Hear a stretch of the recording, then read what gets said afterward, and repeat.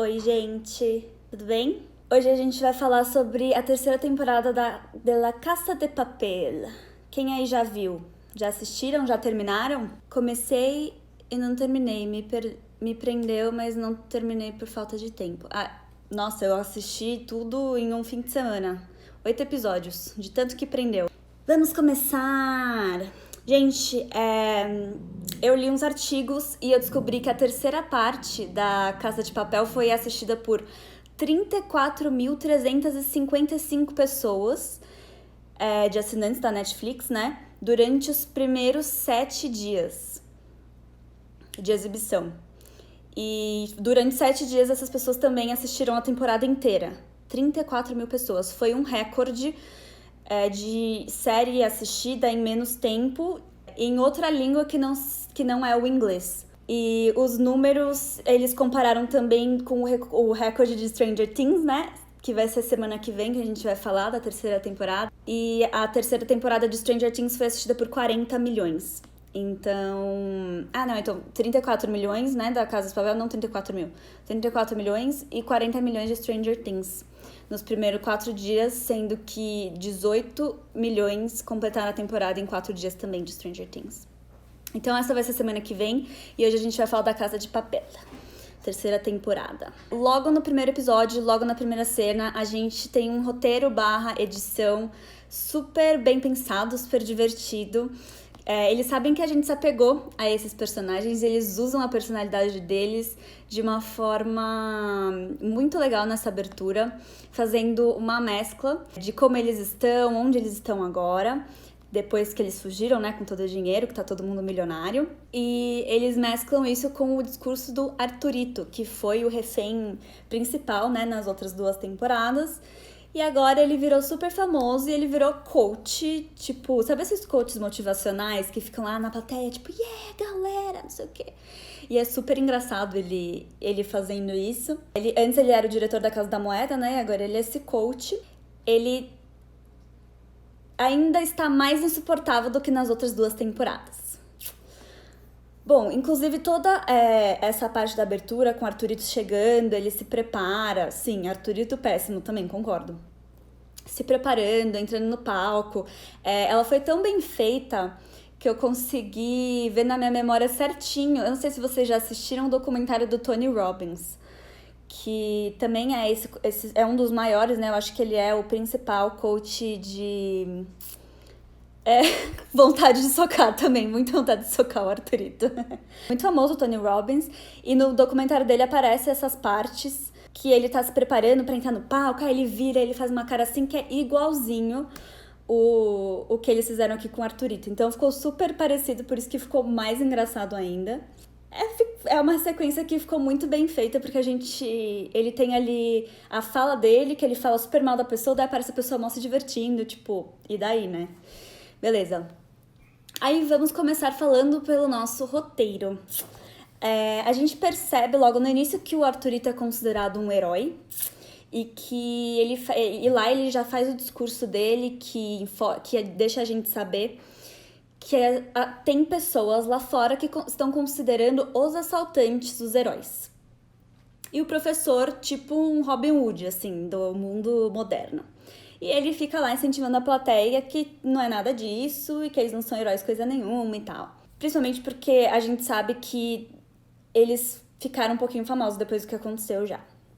Bom, logo de cara, então, a gente descobre como que eles fugiram, qual que era o plano do professor para eles sumirem e caso algum deles tivesse algum problema, acontecesse alguma coisa, o que aconteceu. O professor, claro que fez um super plano para eles nessa ideia. E a gente descobre lá que eles fugiram de navio, cada um foi para um lado e passaram para águas internacionais para poder se esconder, né? E a gente descobre que cada um tá num lugar ali. Apesar deles terem usado a mesma fórmula nesse roteiro em relação aos roteiros da primeira e da segunda temporada, porque foi o que deu certo e foi o que pegou a atenção de todo mundo, a gente tem algumas mudanças e eu vi algumas críticas sobre isso também. Na verdade, teve muita gente que falou um pouco mal disso e falou que foi uma das coisas que eles não gostaram, que eles continuaram nessa temporada meio que demonizando a parte da polícia e a imagem da polícia, e a imagem dos criminosos foi usada como heróis, né? Como na primeira e na segunda. Eu não concordei muito com essa crítica, porque desde a primeira temporada a gente entende que o que eles estão fazendo ali também é uma forma de protesto. A gente tem a música da Bella Ciao, que o professor deixa claro que é uma música de protesto. E nessa temporada isso continua. E eles estão fazendo o crime dessa temporada, na verdade, não é nem pra fazer o roubo, porque eles já estão ricos. Eles estão ali tentando salvar o rio. E quando as coisas começam a ficar mais difíceis, o professor pega e fala, não, agora a gente tá em guerra contra o sistema, né? Eles mostram muito aí da parte ruim do governo, desse governo que não é muito legal, que inclusive pratica a tortura. Então eles mostram a parte ruim do governo e por que eles são contra esse governo e por que eles são a resistência, né? E eu acho que é por isso que eles começam a conquistar ali os fãs deles na série, que acham que eles são heróis, enfim, Robin Hood. Tem toda essa relação aí que as pessoas estão meio que criticando, tipo, eles podiam ter ido para um outro lado nessa temporada, mas eu acho que não tem nada a ver isso, porque realmente desde o começo eles se mostram como a resistência. Nesse roteiro a gente tem muitas referências nessa temporada, na verdade, né, inteira, as outras temporadas anteriores, que são meio que, tipo, um carinho para as pessoas que gostaram de assistir, né, que são fãs. A gente tem, por exemplo, o Miguel é um dos reféns, e ele tenta ser lá o herói dos reféns, porque eles pedem pra pessoa colocar os coletes, e o Miguel pega e fala assim, não coloca não, porque é um truque, não sei o quê. E ele tenta ser meio que o heróizinho lá. E aí o Denver vai lá e pergunta pra ele, escuta, Miguel, você gosta de filmes? E isso é uma referência à outra temporada, quando o Arthurito tava lá tentando ser, né, o herói dos reféns, e o Berlim vai lá e pergunta pra ele a mesma coisa, exatamente a mesma fala, do mesmo jeito. Você gosta de filmes? Você conhece filmes e tal? E as cenas que o professor dá às aulas também são referências muito legais, porque eles estão sentados quase iguais, a primeira e a segunda temporada, quando eles sentavam para o professor explicar o plano. Algumas coisas mudaram. A Tóquio tá sentada no mesmo lugar. Do lado dela, onde sentava o Moscou, agora tá sentado o Denver, que é o filho do Moscou, né? E o Helsinki também tá sentado no mesmo lugar. Teve ali uma mudancinha por conta dos personagens que morreram, né, na última temporada. Mas é uma referência muito legal, porque eles meio que mantiveram, tipo, esse é o meu lugar, eu vou continuar sentando aqui. Eu acho que eles realmente quiseram fazer isso e trazer de volta esses detalhes pra ajudar a fazer a série o sucesso que ela foi, né? E pra dar um agradinho também pros fãs. Ao lado do professor, ele também coloca uma pintura do Berlim. A gente descobriu que realmente na última temporada o Berlim morreu, no final, né? E que ele era o irmão do professor, enfim, e a gente acaba descobrindo que ele projetou esse plano que eles vão fazer nesse momento. Ele pegou esse plano como uma desculpa para salvar o rio, porque no começo ele nem acreditava nesse plano, e ele tá usando meio que, tipo, pra honrar a memória do Berlim, que era o irmão dele, que era o dono do plano. E aí ele coloca essa pintura do Berlim do lado quando ele vai dar aula. Eu tinha reparado minimamente, depois eu tinha esquecido desse detalhe, mas se você for ver de novo, fica realmente como se fosse uma presença do Berlim ali ajudando com o plano que era dele. Então achei isso bem legal. Tiveram algumas coisas que não fizeram sentido. O professor, ele não recrutou um médico para ajudar lá dentro do banco, né? E eu acho que ele teria que ter pensado nisso, porque na última temporada morreram 3 pessoas e era óbvio que ia acontecer alguma coisa que iam precisar de médico ali. Então é estranho que ele tenha pensado em vários detalhes e não tenha pensado nisso. Um que me irritou bastante no momento foi quando ele tava lá fugindo com a Raquel. E ele tava em cima lá da árvore, tipo, por que ele não desceu da árvore e foi lá ajudar ela depois que os caras foram embora, sabe? Tipo, foi uma coisa muito esquisita. E a Raquel, que saiu correndo porque ela não conseguiu subir na árvore, ela demorou tanto pra chegar na outra fazenda, lá onde ela ia se esconder. Por que ela não subiu em uma árvore diferente? Porque ia dar tempo, os caras não estavam atrás dela mais. Então essas foram as coisas que não fizeram sentido pra mim. Eu achei muito esquisito e não fez muito sentido dentro da trama ali do que tava acontecendo na hora. A gente tem ali uma parte muito legal que eles estão em apuros, né? Tipo, tá acontecendo tudo ao mesmo tempo. E eles falam do DEFCON. DEFCON significa Defense Readiness Condition, que é defesa de rendição, né? Uma condição de defesa de rendição em que eles usam para medir o nível de alerta. O estado de alerta vai de 5 a 1, sendo que o nível 1 é o mais caótico, é tipo guerra nuclear, ameaça global. E eles chegam ali no nível 2, que eles têm que usar lá a bomba para explodir o carro da polícia lá. Ou seja, ainda tem o nível 1 que eles têm na manga ali, que eu sei lá o que pode ser, né? Então, vamos esperar aí pra ver o que vai acontecer. A volta do Berlim foi feita muito bem no roteiro. A gente não sabia se ele ia voltar ou não, e ele volta, mas ele volta em formato de flashback. Ele era um personagem muito forte, eu acho que foi por isso que eles trouxeram ele de volta. Ele tinha uma personalidade muito forte e tinha bastante gente que gostava bastante dele. Trouxeram ele na forma de flashback, e ele tem ali um papel forte, porque apesar dele não estar mais lá, o plano é completamente dele. É ele que convence o professor a fazer aquele plano. A gente tem ali a presença da namorada dele, que talvez, a gente vai falar sobre isso, possa ser uma outra coisa ali na próxima temporada. Então, ele foi trazido de volta e eu achei que foi muito inteligente o jeito que eles fizeram isso. A gente não sentiu falta dele na história, tipo, atual, entendeu? A gente tem bastante momentos de empoderamento feminino nessa temporada, que é muito legal. Apesar de ser um plano ainda liderado por homens, né, que são 3 homens ali que estão liderando o plano, tem momentos em que, por exemplo, a Nairobi e a Tóquio colocam o Palermo no lugar dele, que inclusive ele é super machista, né? A Mônica brigando com o Denver, porque ele também fica falando pra ela que ela não pode fazer as coisas que ele faz, ela fala que ela é igual a ele, que ela pode fazer o que ela quiser. Até ele entender isso, demora um pouco ali no meio da temporada.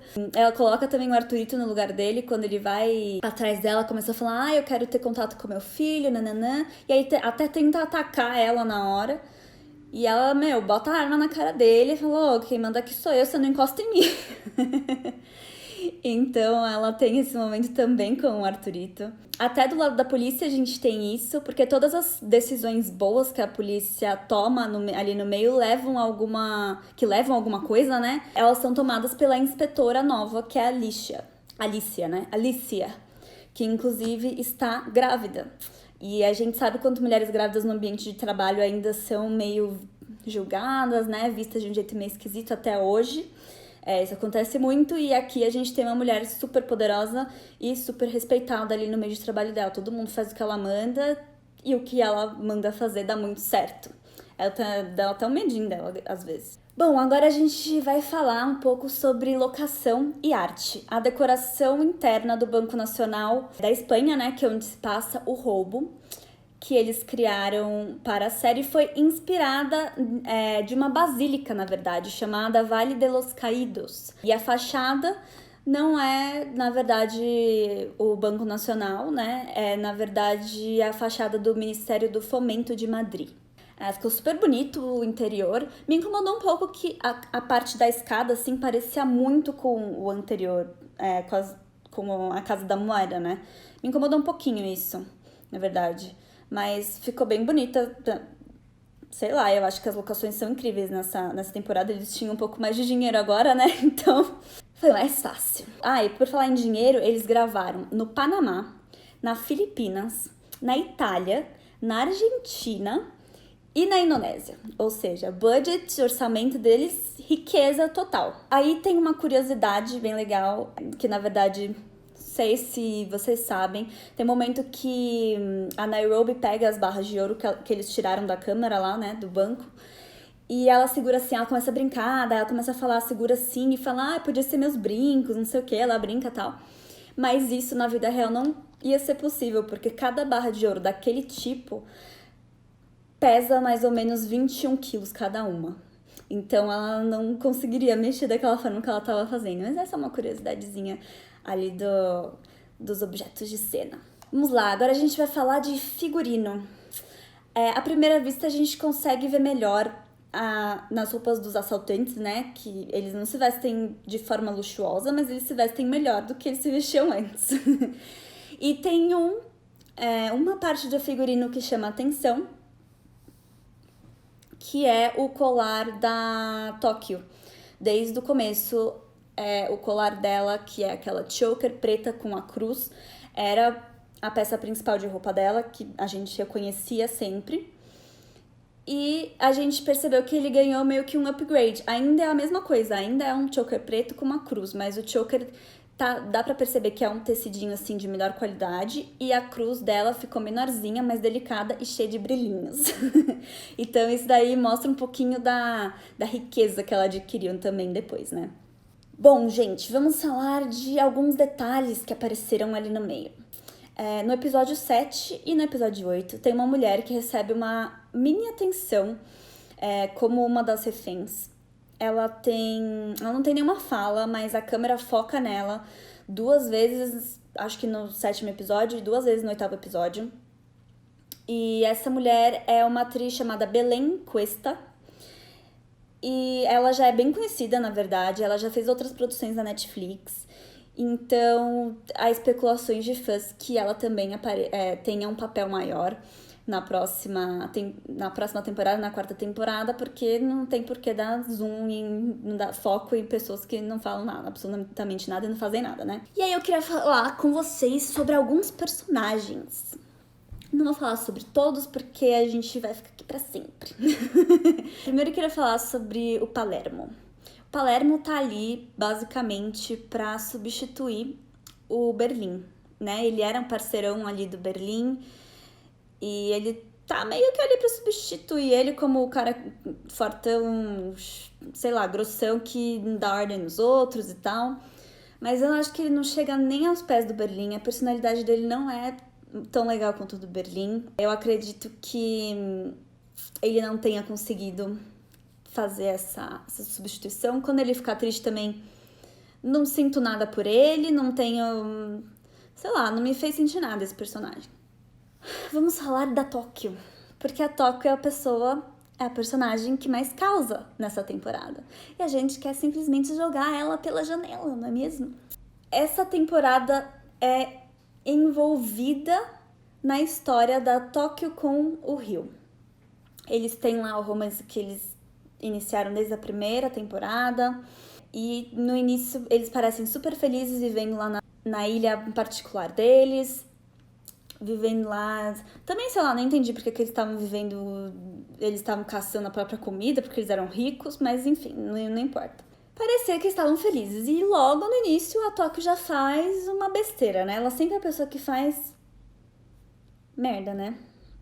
Desde das últimas temporadas, inclusive.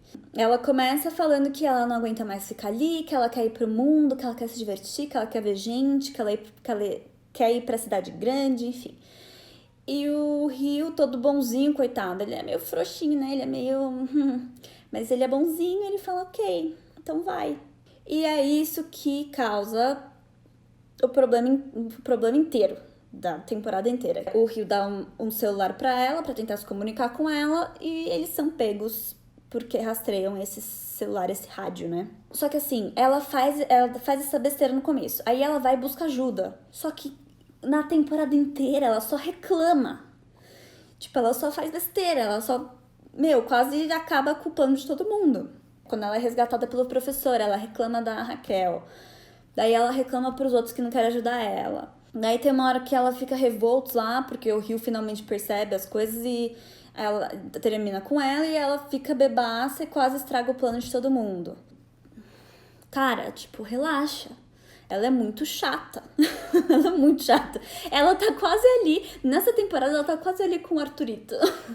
Como ela faz tudo isso nessa temporada, e ela já era uma pessoa que fazia muita besteira antes, eu acho que ela não teve... A gente não viu evolução na personagem dela. Então, isso é um pouco frustrante, porque quase todo mundo ali teve uma evolução. E aí vamos passar pro personagem do Rio. O personagem do Rio dá uma dosinha nessa temporada, porque ele só se ferra. Ele é super doce, e ele se apegou muito à relação que ele tem com a Tóquio. E ele é o triste que nessa temporada, com tudo que acontece em conta do resgate dele, ele não tem tantas cenas e acaba sumindo um pouquinho, né? Depois, quando ele volta, quando ele é resgatado resgatado da polícia, que ele começa a ter mais uma reaparecer ali, e então é meio triste que ele fica um pouquinho fora. Mas depois a gente vê a evolução dele, porque ele continua sendo fofo, ele continua com a personalidade que ele tem, mas ele percebe que a Tóquio não é uma coisa legal pra ele, que ela não tava nem aí pra ele, e aí ele termina com ela do jeito fofo dele, fazendo as coisas que ele faria como Rio. E o momento mais emocionante dele realmente é quando ele volta e reencontra todo mundo ali no meio do roubo, enfim, os amigos se reencontram. Aí a gente vai falar sobre a inspetora Alicia Sierra, a nova inspetora que tomou o lugar da Raquel. Ela é super inteligente, ela não cai nos truques do professor, como a Raquel caía, e acaba até usando os truques dele contra ele. E tem uma personalidade meio fria, assim, que chega a dar um pouquinho de medo. Parece que, sei lá, tem uma impressão de que nada abala a Raquel. A Raquel não, a Alicia. E ela tá ali também como uma figura feminina muito forte, né? E ela consegue fazer tudo que os homens que estão envolvidos ali não conseguem fazer. Então, apesar dela ser do mal e tá ali, né, tipo, dando medo, acho que ela ainda é uma personalidade feminina super forte. A gente também teve um pouco de evolução da trilha sonora. Não foi um dos pontos que mais chamou minha atenção, porque eu tava muito presa na trama. Mas a gente teve, inclusive, a gente tem diversas versões, diversas não, né? Tipo, a gente tem diferentes versões ali do Bella Ciao, que é o que envolve a gente na história que a gente gosta como fãs das últimas 2 temporadas. Vamos falar do Denver.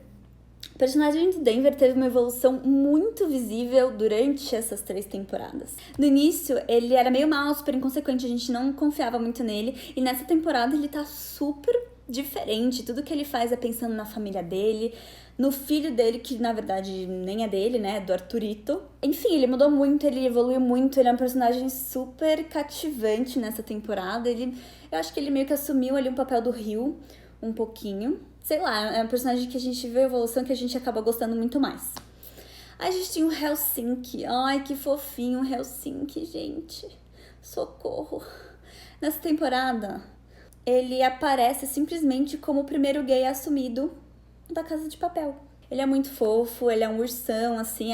Eu acho que esse tempo que ele passou com a Nairobi realmente mudou um pouco a personalidade dele, ou muito, né? Não sei. Mas antes a gente via ele e o Moscou, né, como os caras meio mauzão, assim. Mas nessa temporada ele é super fofo, ele é super sensível, a relação dele com a Nairobi é super legal. Então a gente consegue ver também uma evolução muito legal do personagem do Helsinki. E aí a gente vai falar um pouquinho da Tatiana. A Tatiana era namorada do Berlim, antigamente. E ela sabia tudo sobre o plano. Isso deixava o professor muito nervoso, inclusive. E ela aparece só um pouquinho nessa temporada, só pra gente entender, assim, o conceito dela. Mas o curioso é que a Tatiana é muito parecida fisicamente com a Alicia, a inspetora. Então tem muita gente aí especulando que a Tatiana...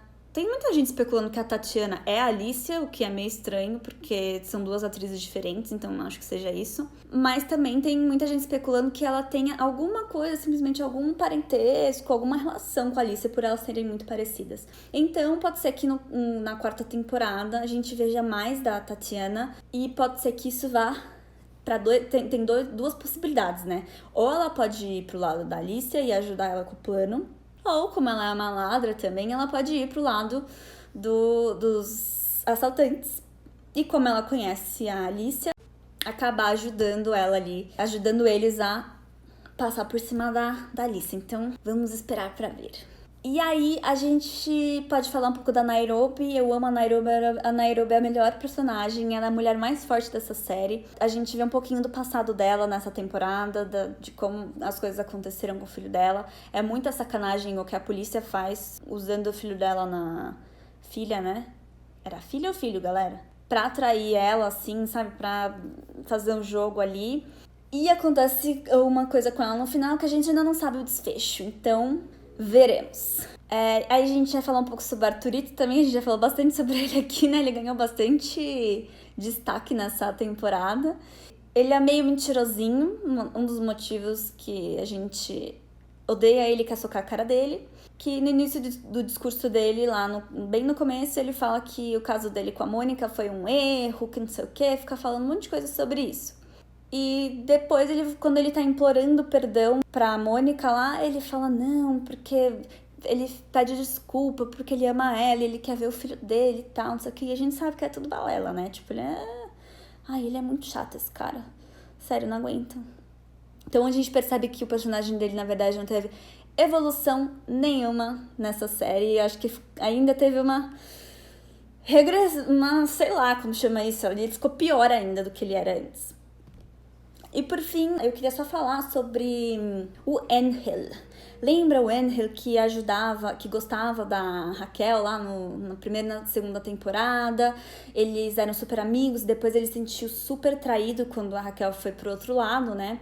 Mas eu acho que o Angel ainda vai ser muito importante nessa trama, na quarta temporada. Porque ele ainda tem sentimentos por ela, ele ainda, tipo, sabe, sei lá, ele não deixou isso pra lá. E na hora que eles chegam lá no trailer em que a Raquel e o professor estavam escondidos, ela tinha deixado um origami ali em cima. E ele pega aquele origami e guarda no bolso. E depois tem um momento que ele olha pro origami, tipo, meio pensativo, assim. Então, eu acho que esse origami vai ter muito a ver. Eu acho que o Angel pode ser a pessoa que vai contar pro professor que a Raquel ainda tá lá. Ele pode ser a pessoa que ajude eles de dentro da polícia. Então, eu acho que ele ainda vai ter um papel muito legal aí na quarta temporada. Eu acho que num total, assim, num geral, dificilmente um fã das duas primeiras temporadas da Casa de Papel vai se decepcionar com essa terceira. Eu achei que eles realizaram ela super bem, o roteiro super bem, a edição super bem, os personagens tiveram arcos ali super legais de história. Foi um retorno extremamente competente na manipulação ali das próprias diretrizes que eles fizeram, né? Eu espero que vocês tenham gostado. Se vocês gostaram, deixa nos comentários o que vocês acharam. Manda pergunta se vocês tiverem alguma pergunta. E a gente vai falar sobre Stranger Things semana que vem, no mesmo horário, às 21 horas, aqui na terça-feira, da terceira temporada de Stranger Things. E pode deixar nos comentários das fotos, pode mandar direct, qualquer dúvida que vocês tiverem também sobre produção, sobre direção, tudo que faz parte aí do nosso mundo do cinema, da TV. Espero que vocês tenham gostado, espero que vocês tenham uma boa noite. E a gente se vê na próxima live. Obrigada por todo mundo que veio, que deu coraçãozinho, que assistiu. Espero que vocês tenham gostado. Até a próxima semana. Um beijo, boa noite.